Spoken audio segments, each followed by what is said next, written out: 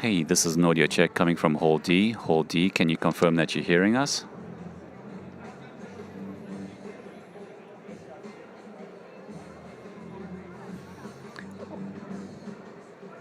This is Jevon David, Technical Director in Hall D.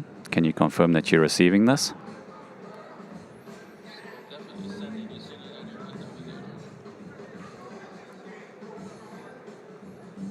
This is Jevon David, Hall D. Can you confirm that you're receiving this audio? Can you nod your head or wave your hand if you can hear me? Okay, thank you very much. Thank you.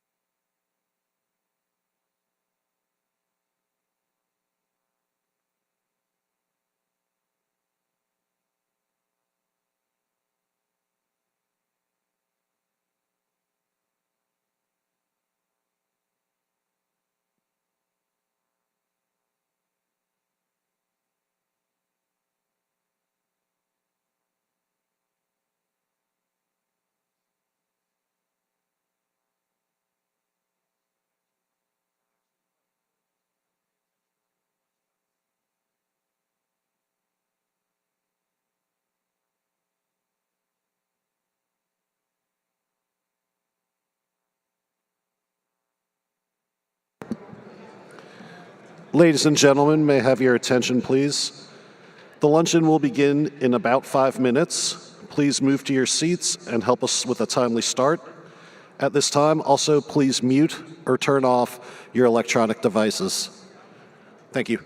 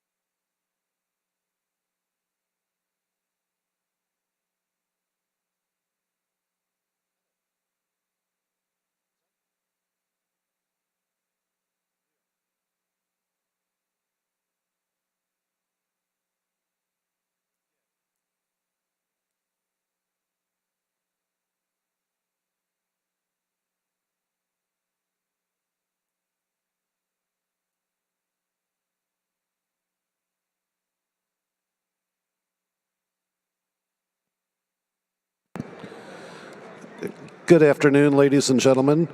Welcome to the first luncheon of West 2023. At the conclusion of today's lunch, please provide feedback in the session survey located in the West 2023 app.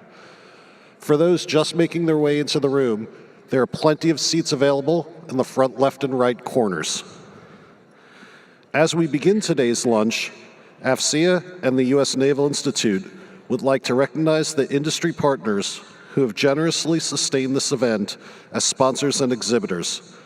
Without their support, events like this cannot happen. Please consult the event app or website for the full list, and be sure to visit their booths during the week and see the new technology and solutions they have to offer. Today's keynote lunch is sponsored by Appian, represented today by Asan Wardak, Director of U.S. Navy and U.S. Marine Corps Accounts. Ladies and gentlemen, please join me in a round of applause for Appian and for all of our patrons and sponsors.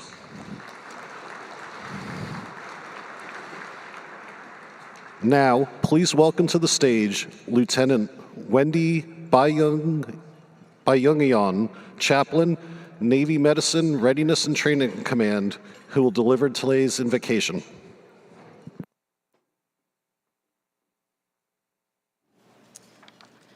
If you desire, please join me in prayer. Let us pray.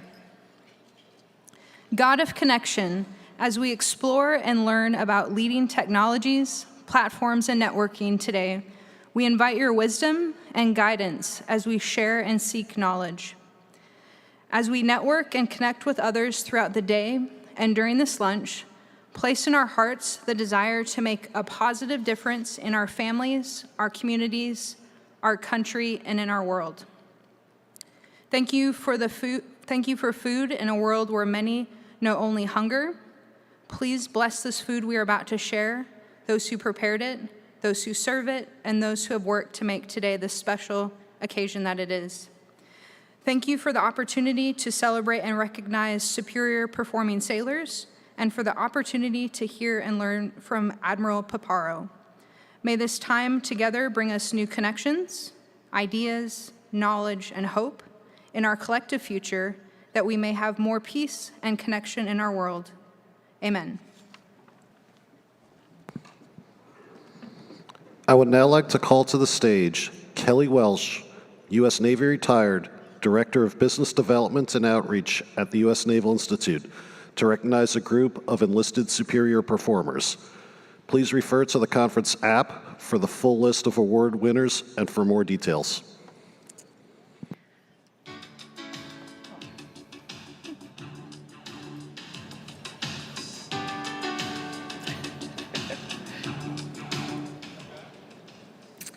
Good afternoon, ladies and gentlemen. It is my privilege to join you here today to honor this year's enlisted superior performers. Each year at West, the U.S. Naval Institute and AFCEA International recognize the service, capabilities, and accomplishments of sailors, Marines, and Coast Guardsmen from local area commands. The recipients will receive a one-year gratis membership to the U.S. Naval Institute and AFCEA International. These sea service professionals were selected by their leadership for their outstanding service. They represent the talent across warfare communities, enlisted occupations, and specialties that are serving globally and at the tip of the spear. They are professional, educated, aware, capable, and making a difference each and every day. This afternoon, we will recognize service members from 1st Marine Expeditionary Force, Marine Corps Air Ground Combat Center, 29 Palms, California, Marine Corps Air Station Yuma, Marine Corps Communication Electronics School, Marine Corps Installation West Base Camp Pendleton, Marine Corps Recruit Depot San Diego, and Marine Corps Tactical Systems Support Activity. At this point, I'd like to invite the parent command representatives to please join me on stage as I will introduce you to formally recognize your exceptional performers. I ask that when your name is called, each awardee stand, and that we hold our applause until all awardees from their respective parent command have been recognized.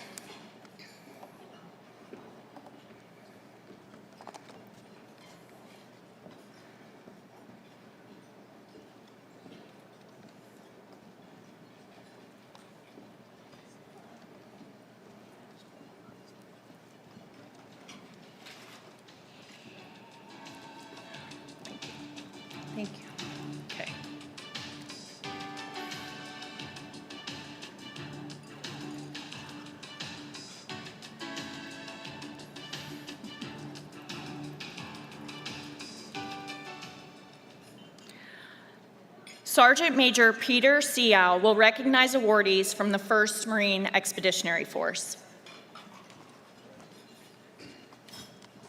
Ladies and gentlemen, good afternoon. On behalf of Lieutenant General George W. Smith, Jr., I have the distinct privilege of being able to recognize and start the acknowledgement of our enlisted superior performers today. I take note that the Marines that I'm about to call their names, they represent the over 50,000 Marines and sailors serving in the nation's largest Marine Air Ground Task Force. They also represent the thousands of Marines that are currently deployed overseas today. Hospital Corpsman First Class Brianna Bartholomew, 1st Medical Battalion. Sergeant Ian Bergman, 9th Communication Battalion. Staff Sergeant Montana Casper, Marine Aviation Logistics Squadron 11. Corporal Joyce Chambliss, Combat Logistics Regiment 17. Sergeant David Collinshell, 1 Marine Expeditionary Force Support Battalion. Sergeant Timothy Duchini, 3rd Light Armored Reconnaissance Battalion. Staff Sergeant Alex Gifford, 1st Reconnaissance Battalion.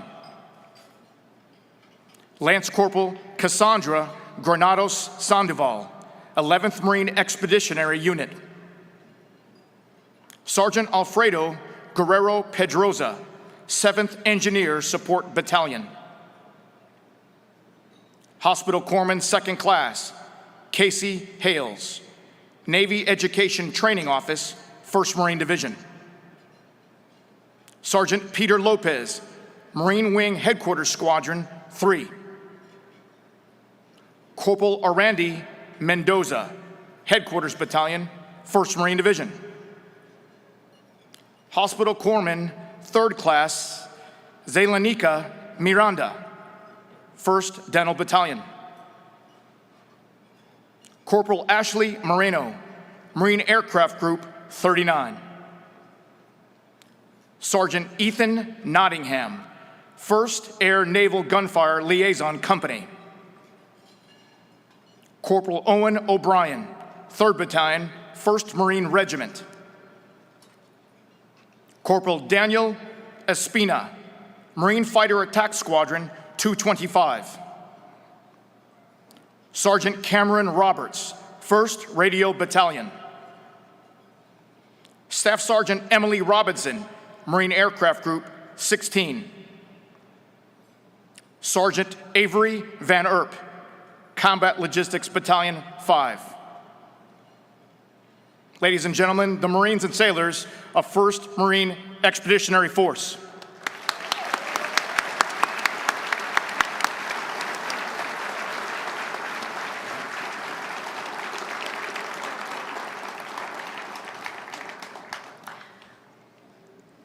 You guys and gals can go ahead and have a seat. Master Sergeant Kenneth Sapienza will now recognize the awardees for Marine Corps Air Ground Combat Center 29 Palms.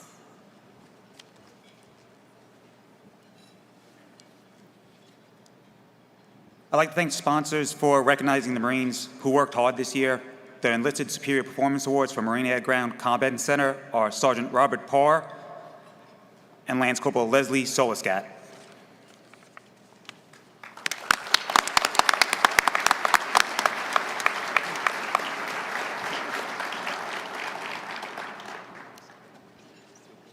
Sergeant Major Walter Rose will recognize awardees from Marine Corps Air Station Yuma.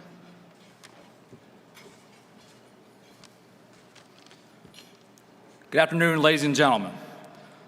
On behalf of Marine Corps Air Station Yuma, we would like to recognize our enlisted superior performers. Corporal Jenna Benorden, Corporal Brooklyn Fabinal, Sergeant Abraham Wynn, currently deployed, Sergeant Malin Oxner, and Corporal Cameron Stuman, Thank you.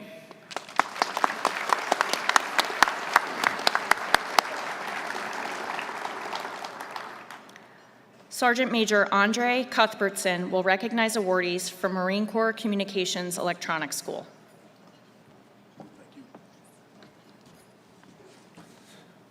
Good afternoon, ladies and gentlemen. It's an honor and a pleasure to be up here to announce the Marines from Marine Corps Communication Electronics School for superior performance. I'll begin with these Marines. Sergeant Carlevins Carlo, Headquarters Company. Sergeant Benjamin Getteker, Air Control Training Squadron.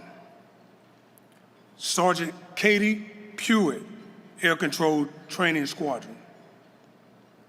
Staff Sergeant Ernest Razzo, Communication Training Battalion. And last but not least, Sergeant Brandon Williams, Communication Training Battalion.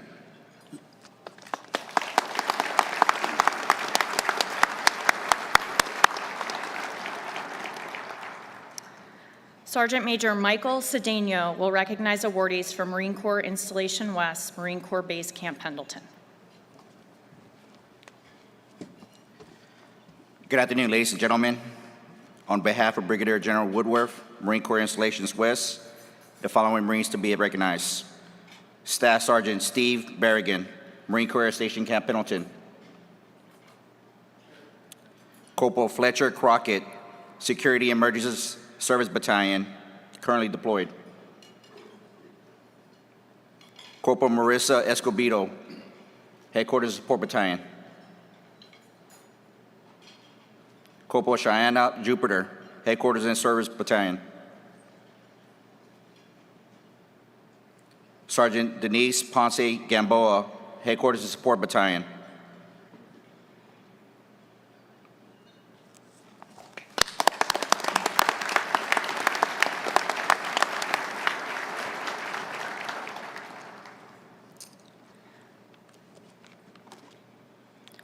Sergeant Major Carlos Aguilera will recognize awardees from Marine Corps Recruit Depot, San Diego.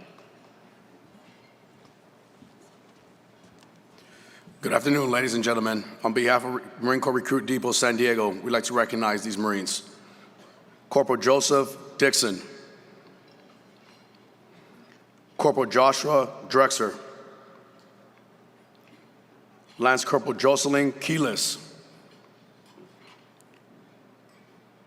Sergeant Jade Talone.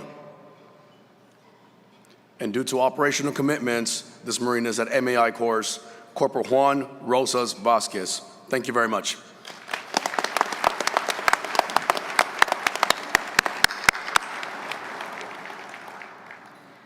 Master Sergeant Stephen Francisco will recognize awardees from Marine Corps Tactical Systems Support Activity. Good afternoon, ladies and gentlemen. On behalf of Marine Corps Tactical Systems Support Activity, I'd like to recognize the following Marines. Sergeant Callie Belmont, Sergeant Dylan England, Corporal Ted Ham, Sergeant Jesus Curie, Sergeant Jasmine Tedke,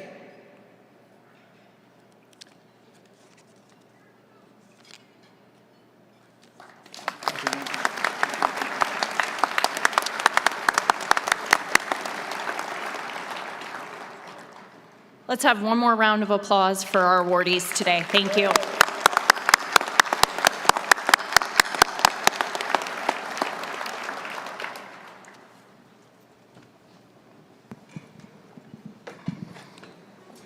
Congratulations to all of our enlisted superior performers. We would also like to recognize another group of awardees here today. The Copernicus Awards recognize Navy, Marine Corps, and Coast Guard individuals who have demonstrated sustained superior performance in a C4 or IT-related job. We will present awards to the 2023 class during the awards ceremony and reception this afternoon between 4 p.m. and 6 p.m. upstairs in Ballroom 20D. Many of the 2023 awardees and also past Copernicus and be recognized.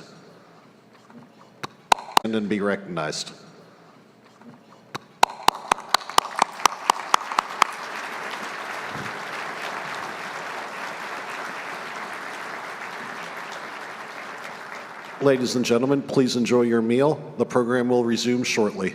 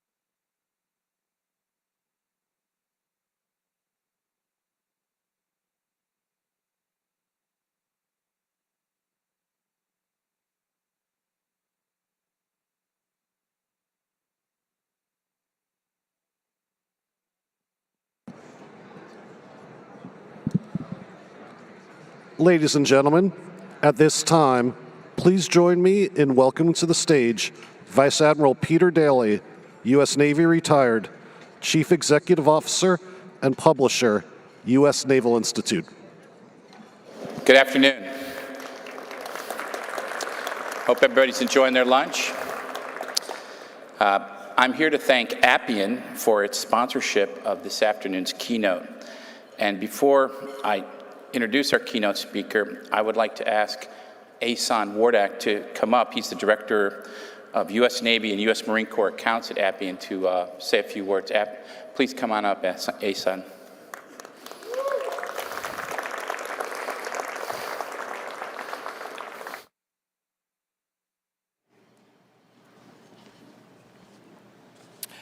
Thank you, Admiral Daly, for that introduction. I wanted to welcome everyone here today to the Luncheon keynote that will be featuring Admiral Paparo here at West 2023. My name is Asan Wardak. As Admiral Daly said, I am the Director of our U.S. Navy and Marine Corps accounts here at Appian, and we're a proud sponsor of West 2023. We'd like to thank FCA International and the U.S. Naval Institute for hosting this event. And during this conference, we're here to discuss future readiness, capability, and capacity as it relates to future threats.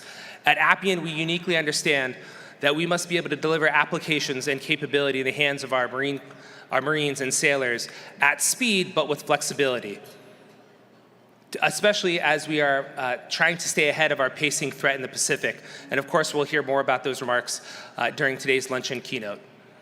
Appian is a low-code platform for building mission-critical applications. We do that through intuitive drag-and-drop components that lead to being able to build applications faster rather than through tens of thousands of lines of code. These capabilities include not only workflow, but also robotic process automation, process mining and discovery, artificial intelligence, and other capabilities. Our booth is 1436, and if you have time after lunch or over the next couple of days, please come by our booth to learn more about our capabilities at the IL4, IL5 level and beyond. Thank you so much for your time. Admiral Daly, I'll turn it back over to you. Thank you. Thank you very much. Thank you, Asan, and thank you again to Appian. Now it's my privilege to introduce our keynote luncheon speaker, a 1987 Villanova graduate. Admiral Sam Paparo is a career naval aviator and Top Gun graduate. I think that's apropos to mention this year, especially. Top Gun graduate who's flown over 6,000 hours in F-14s, F-15s, and F-18s. He has 1,100 successful, which is why he's here today, carrier landings. He's commanded at all levels, including Strike Fighter Squadron, VFA 195, and the forward deployed naval forces in Japan, deploying on the Kitty Hawk Strike Group. He commanded VFA 106 in Oceania. He was commander of Carrier Air Wing 7, embarked in the Dwight D. Eisenhower Carrier Strike Group, and he was himself commander of Carrier Strike Group 10. Later, he was commander of U.S. Naval Forces Central Command, commander of 5th Fleet, and Combined Maritime Forces in Manama, Bahrain. Joint assignments include exchange duty with the U.S. Air Force, flying in the Air Force 71st Fighter Squadron, flying the F-15C Eagle. He was a commanding officer of a provincial reconstruction team in Nuristan, Afghanistan. Battle director at the Combined Air and Space Operations Center in Al Udeid, Qatar. He was director J3 of the U.S. Central Command in Tampa, Florida. Admiral Paparo took command of the Pacific Fleet in May 2021. And let's give Admiral Paparo a very warm welcome.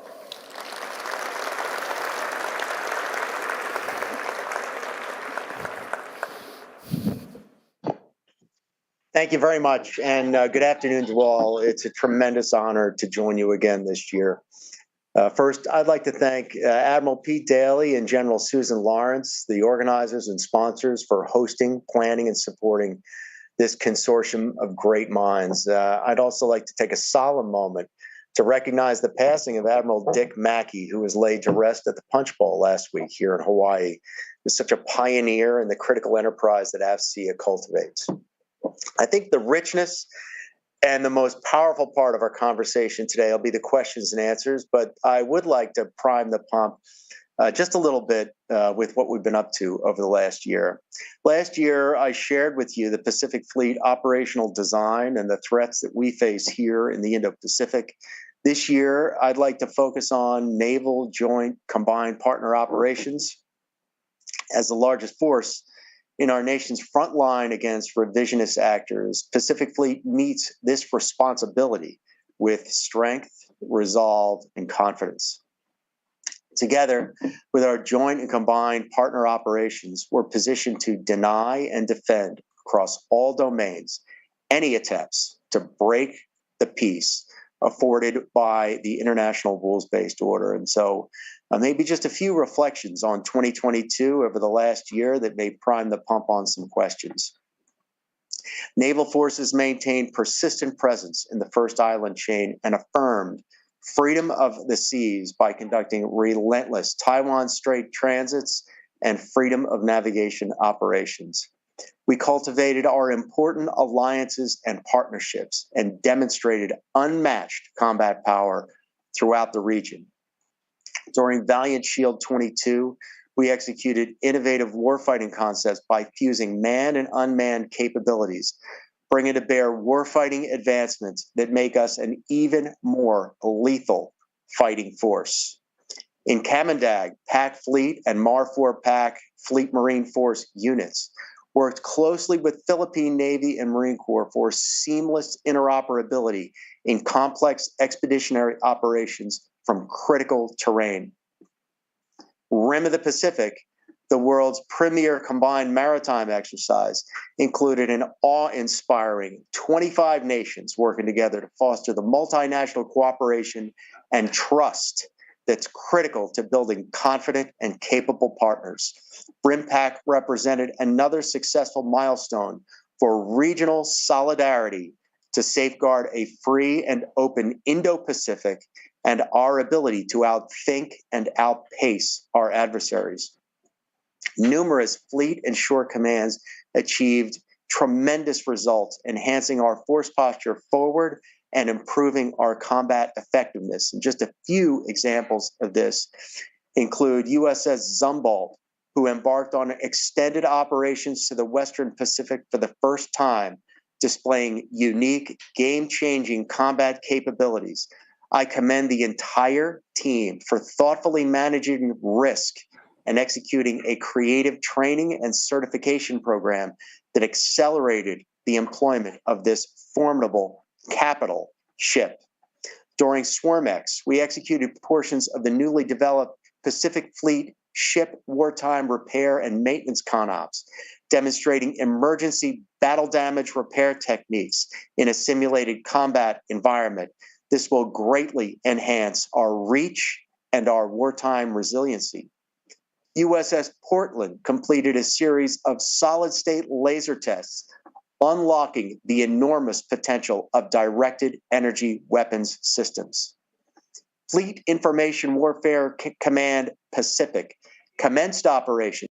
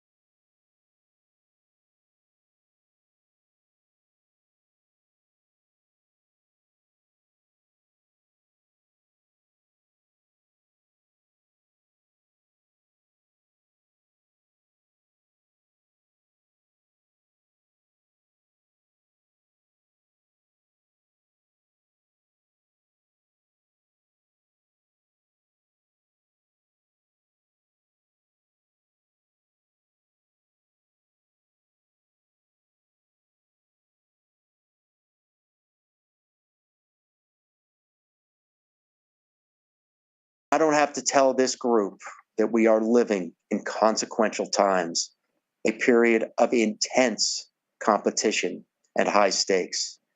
If you are within earshot of my voice right now, you must know that you are indispensable in our ability to deter that conflict and, if necessary, to fight and win it. We seek to deter Russia from continued aggression.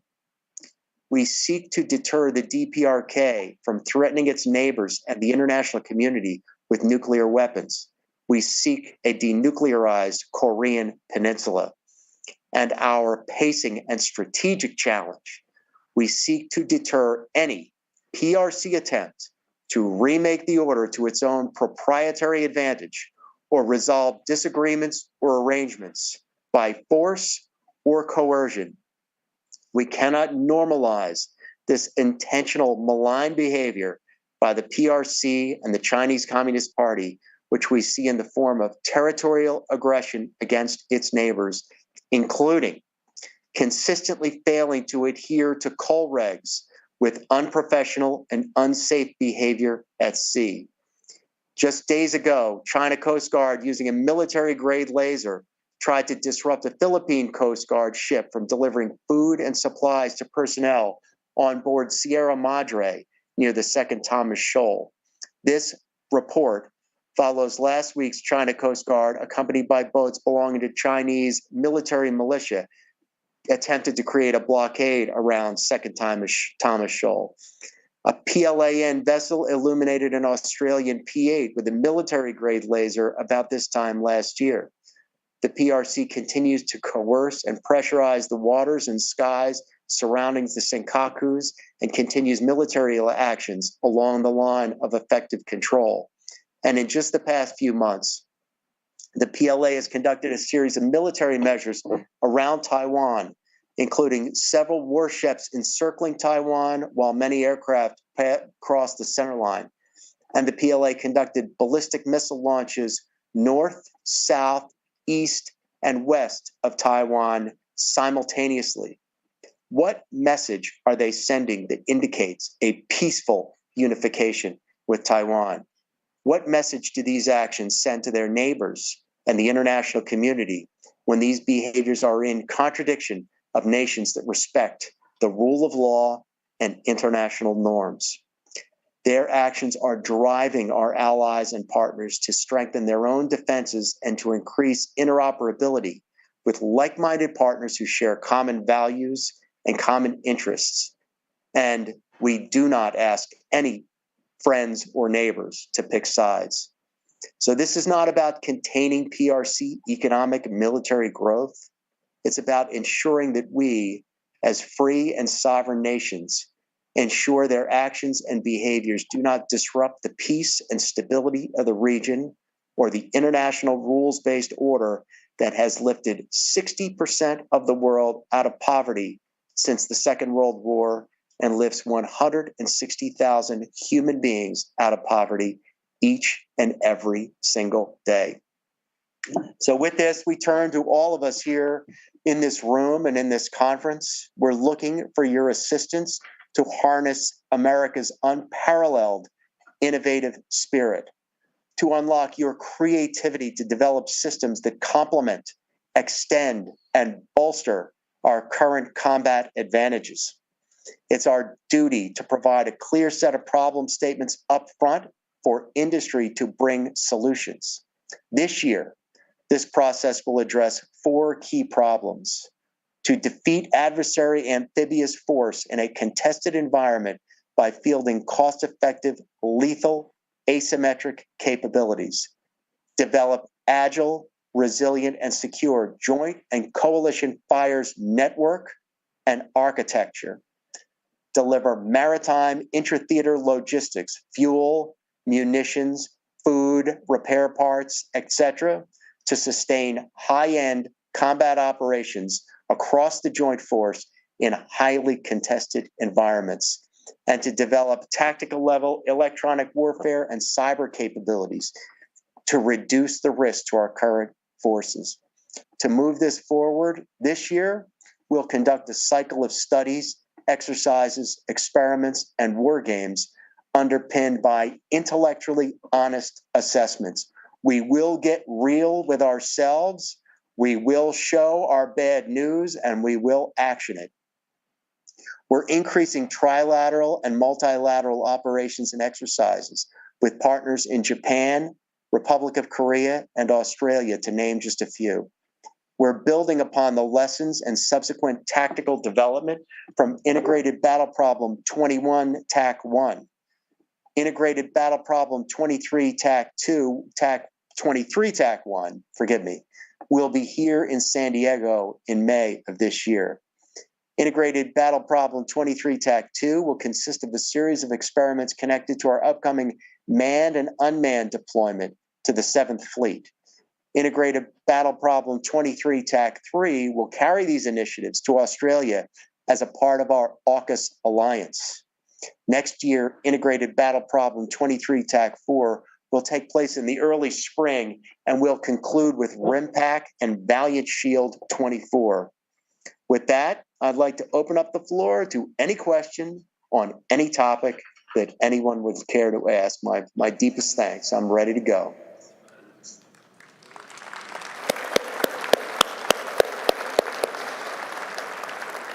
Just want to tell people that we've got the mic at the center of the floor, and I'll ask a quick icebreaker question while people queue up. Admiral Paparo, Pete Daly here. You know, you mentioned allies and partners and the importance of the exercise series that you're undertaking. You also mentioned PRC as a pacing threat. That was a key feature of the National Security Strategy and the National Defense Strategy. Another new thing in there that's pretty new still is integrated deterrence. And can you comment on, are there examples, is this starting to work for you? The coordination across department lines, we talked about allies and partners, but how about within the executive branch, the departments working together to bring all elements of national power to support you? Thank you, Pete. And so I think that integrated deterrence is that properly ordered synchronization of the instruments of national power, diplomatic, informational, military, and economic, that ensures that those instruments are synchronized so that they're not in any way asynchronous, that they would either A, be too weak on their own or present a weakness in one area or the other, or B, are asynchronous to the point that they become escalatory in and of itself. And it reflects a National Security Council process that ensures that all of the oars are rowing equally in order to achieve our national objectives. And I think that that the nation's operations in Russia, with Russia, are an example of that. Is the advise and assist assistance to Ukraine, as well as the sanctions and the diplomatic actions that the nation has taken. This is one example of the execution of that. And we've seen here in recent days with the balloon example, the sanctioning of multiple PRC officials that were within that enterprise in conjunction with actioning the balloons that were violating our nation's sovereignty, are examples of integrated deterrence every single day. And in fact, here within the theater itself, a U.S. Pacific Fleet, as the designated JTF for the Taiwan problem, is the supported commander for day-to-day deterrence with the military instrument with the PRC, and it's the job of the headquarters to synchronize the operations, the activities, and the investments that are going on throughout the theater, present an aggregated risk assessment to my boss, Admiral Chris Aquilino, up at Camp Smith, who then forwards that to the department, and the department in turn brings that to bear in with the National Security Council to ensure that the military's actions do not run afoul, those intentions of the executive branch.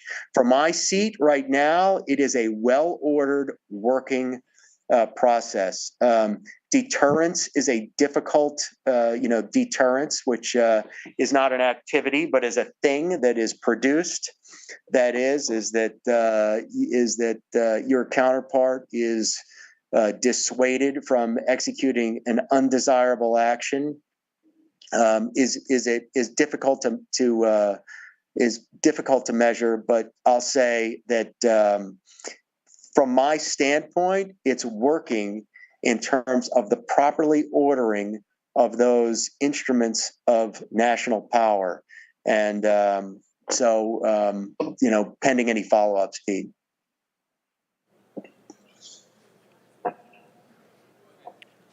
All right. Good afternoon, Admiral. Paul Rosbolt from Systems Planning and Analysis. I'm going to ask you a question that I also previewed with a panel earlier today. One of the challenges in our new threat environment, as you've already mentioned, is logistics, as the Russians found to their disadvantage trying to get to Kyiv. You mentioned you're trying to study the problem. Do you have any advanced thoughts on what your challenges are in afloat logistics?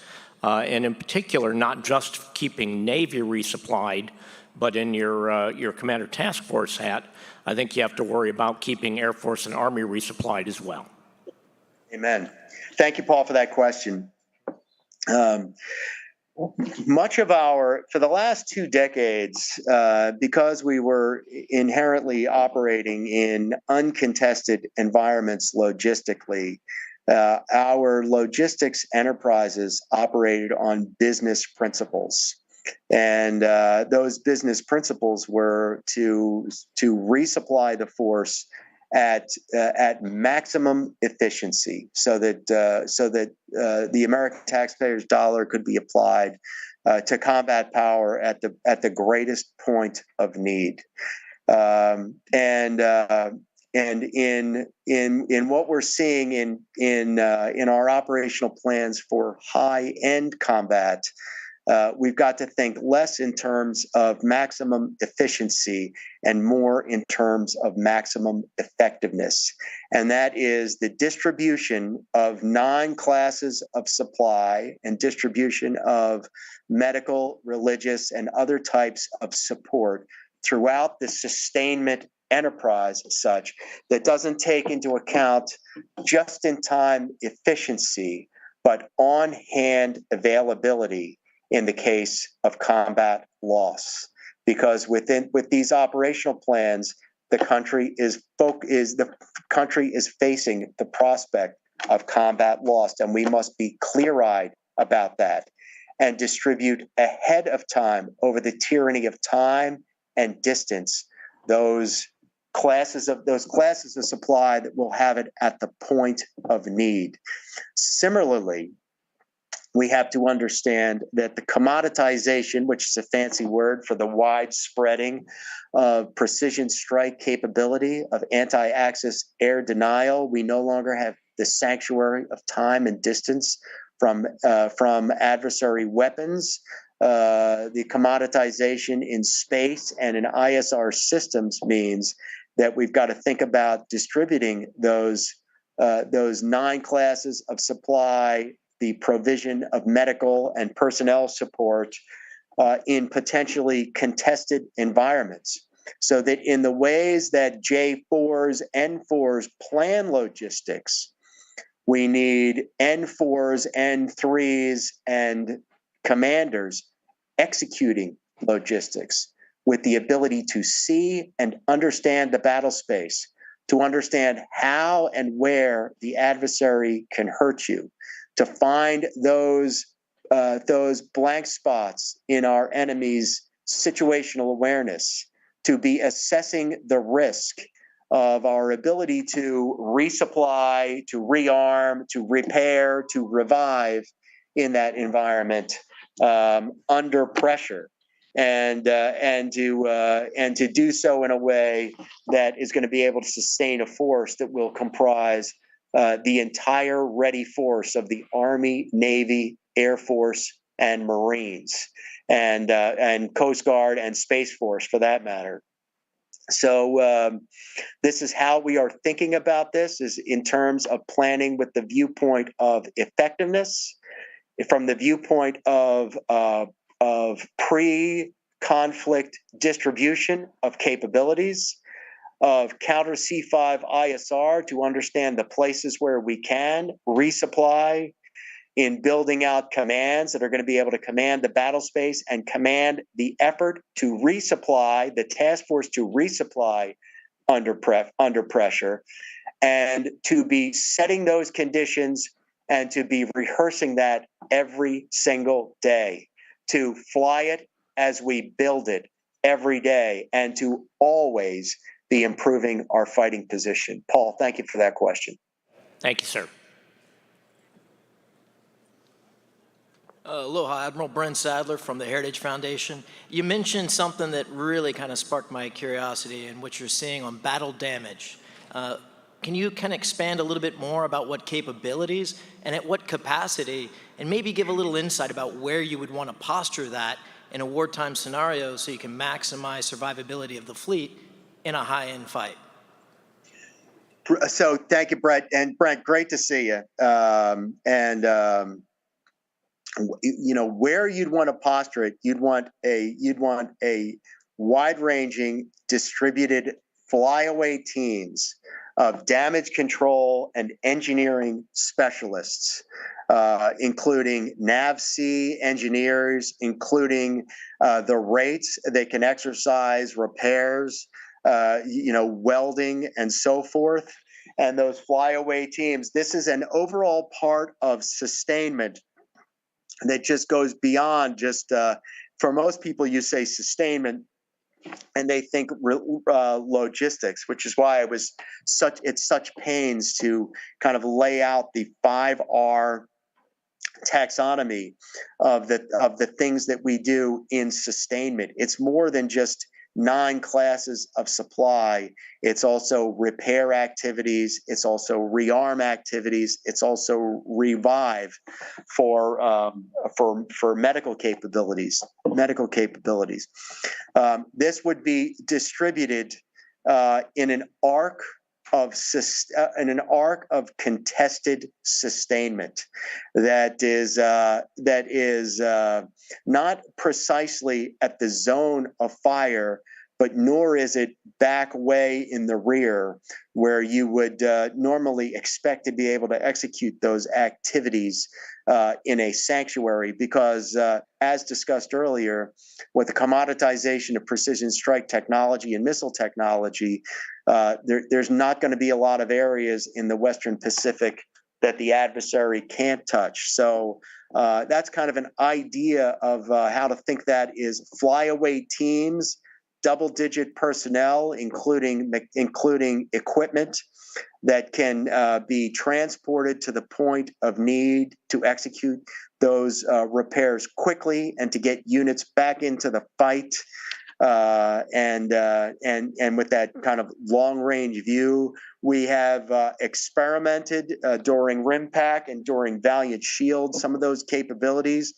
We're working with NAVC in order to build out those teams right now, but that's an idea of how that battle damage repair capability is brought to bear. And it brings to mind an old saying from flight school.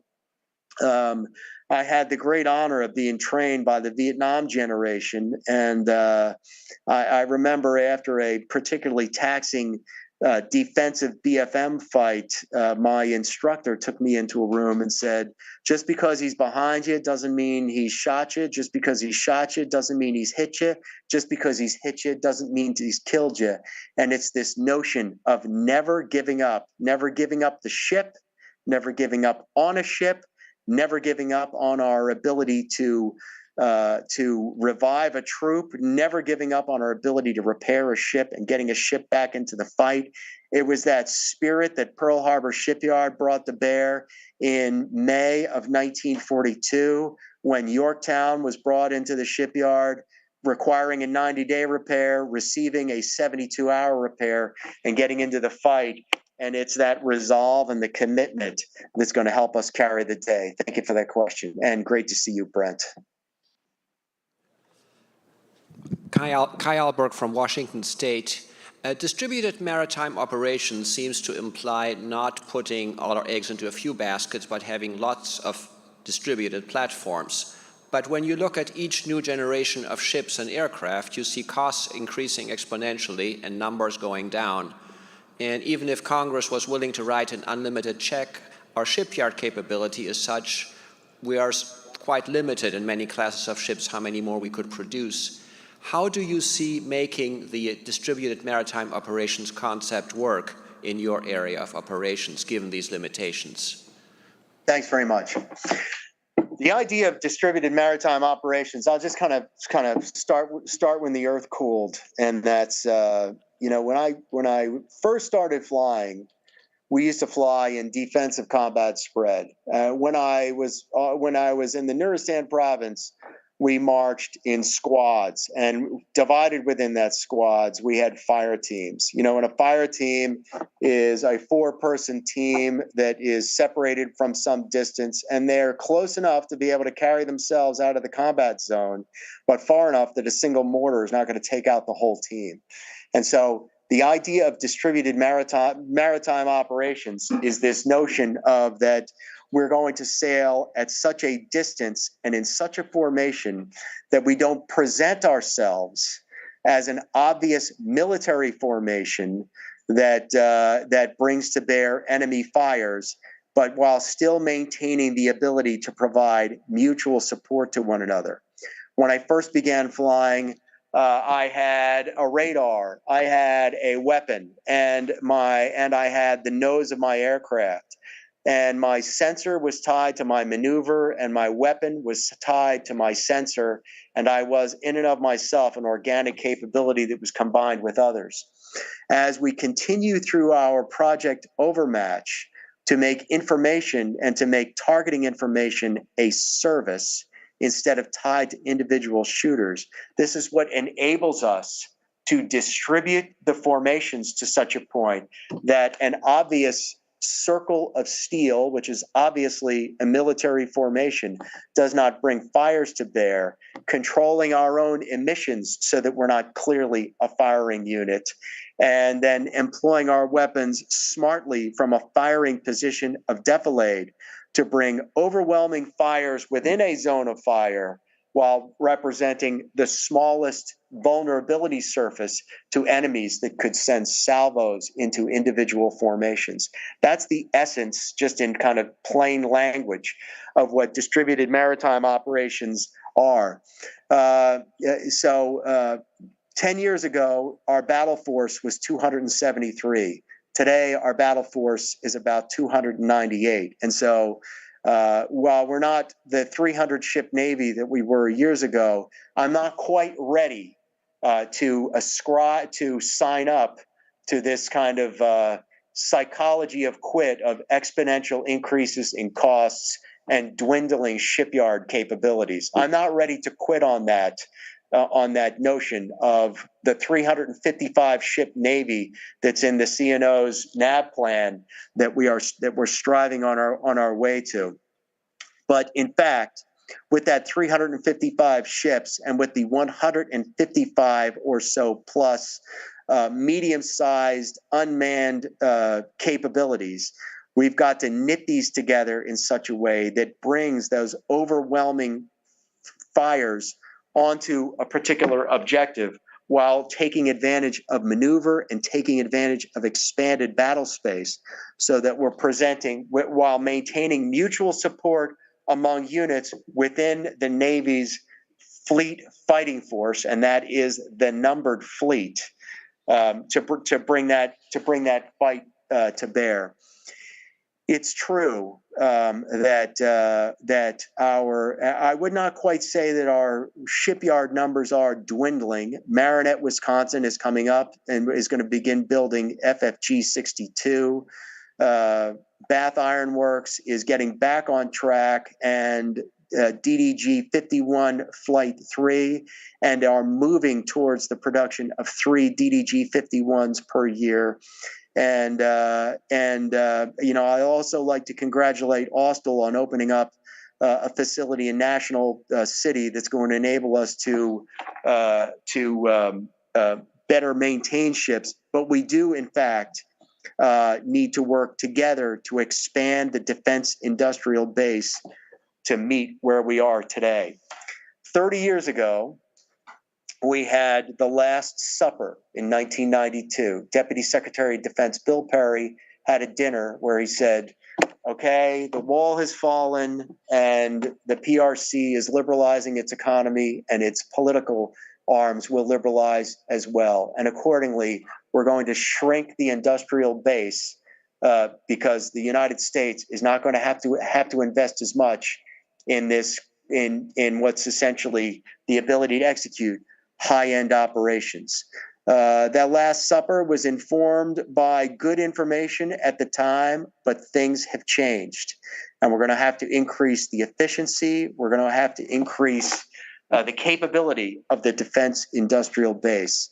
We're going to have to get costs under control. We're going to have to deliver our ships and our aircraft and our weapons, and most importantly, our combat-ready sailors on time. I don't necessarily, I ascribe to your real thinking, but, I don't subscribe necessarily to the pessimism. I've got hope, optimism, and faith in industry assembled there in this room that we're going to be able to tackle that problem. I think that answers on DMO. I think that answers on where we are on the defense industrial base. I'll gladly entertain a follow-up question. Thank you. Thank you. Yes, sir. I can get up. Sorry, Admiral, a little gear damage. One of the concerns we have that China has access to every port in the world. On the West Coast in particular, we have very limited MCM assets. In the event of an attack on Taiwan and some mining that may be done outside of our U.S. ports, with the amount of international traffic that goes in and out as well, what's your concern about the delay in getting our own assets out of the U.S. ports, getting those operational, and getting there to support you in the fight? Thank you, sir. I don't see a near or midterm threat of mining of U.S. ports. I don't see the PRC having that capability, and I'm highly confident in the ability of the U.S. Department of Defense to see and sense any effort to mine those ports. I do have concern about potential cyber attacks to U.S. infrastructure and SCADA systems that could exacerbate our ability to deploy the force rapidly in response to operational warning of any act of aggression, and I think that it requires unending vigilance in our cyber systems, in our port systems, and it requires a greater focus on ensuring that more of the fleet is ready to deploy on a moment's notice. And on this, I greatly applaud Roy Kitchener's North Star of 75 ready surface vessels in order to be ready to do this. So I don't see a mining threat. I would see a potential PRC effort to put roadblocks between the deployment of the force through the kinds of asymmetric gray zone activities that could slow us down. We must have unending vigilance through U.S. cybercom and through our own capabilities, the anti-terrorism force protection enterprises within our ports already. And I do think it's an important problem to be focused on. I do believe that we are focused on it. and I welcome any actor within the enterprise that wants to bring up a potential threat vector so that we can action that threat vector. Sir, my thanks. We have time for one more question. Sir, Group Captain Kevin Billings, Royal Air Force 601 County of London Squadron. We've been talking at length about the immediate threat and the pacing threat of China, but the long-term threat that the environment and warming temperatures and more humid environment creates for making it harder to fly and fight, and warmer oceans becoming noisier oceans. How is the Navy addressing the strategic threat of a warming climate, and what can we be doing to think more strategically about that, of how we fight differently in a warming climate? Thank you, Kevin. I think climate change presents itself to navies in two vectors. I think the first and our most important vector is really its effect on our ports, on our airfields, on our ability to operate in environments as you've discussed. And I think understanding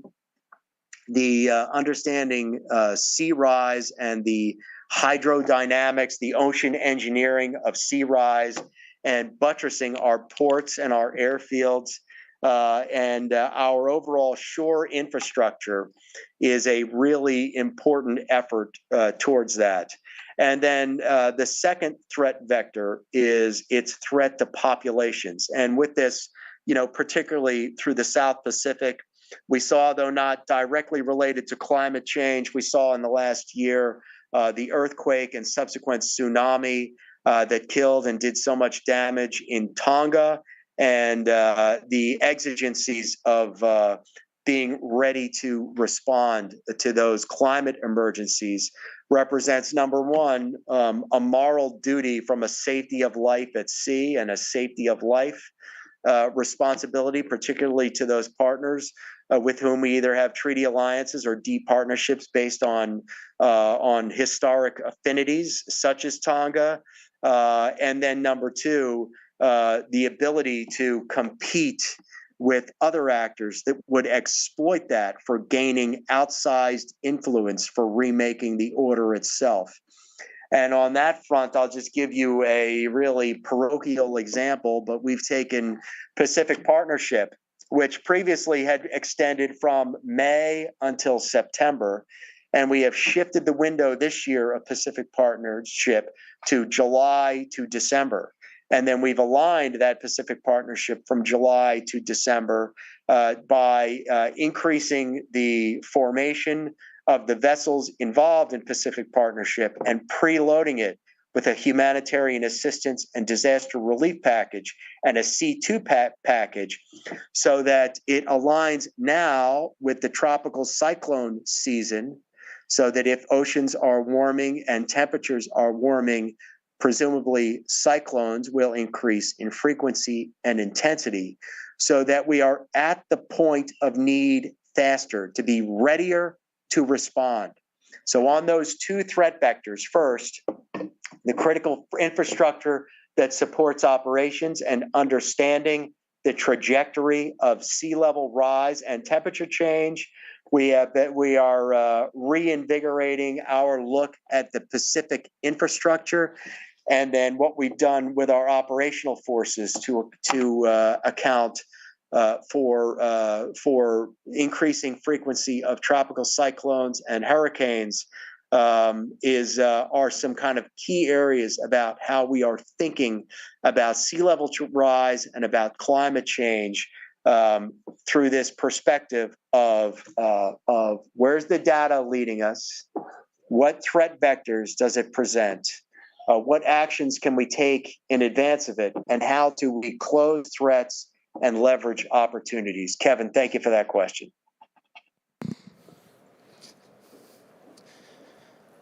Okay, let's thank Admiral Paparo for an amazing walk around the Pacific.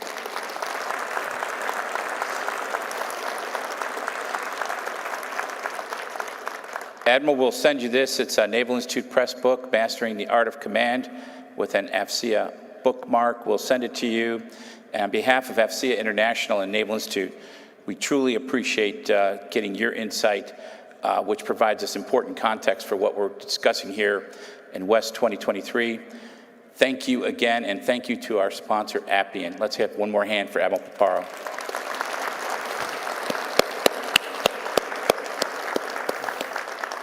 Thank you, sir.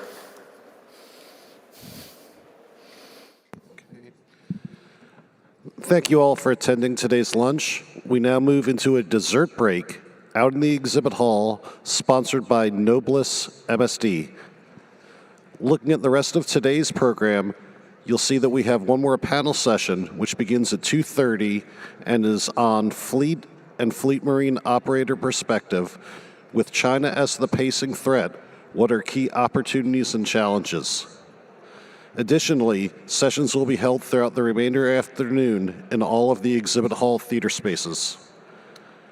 From 3:45 to 5 p.m., there will be a networking reception in the hall sponsored by Akima, HP, Qualys, Trellix, and Taito Athene. Drink tickets for this have been provided by CyberArk. Take out your conference badge and check the back. That's where the drink ticket's located. From 4 p.m. to 6 p.m., there will be an awards program and reception in Ballroom 20D. All are welcome to attend this program to recognize some incredible people who have done some extraordinary things for our nation. Thank you.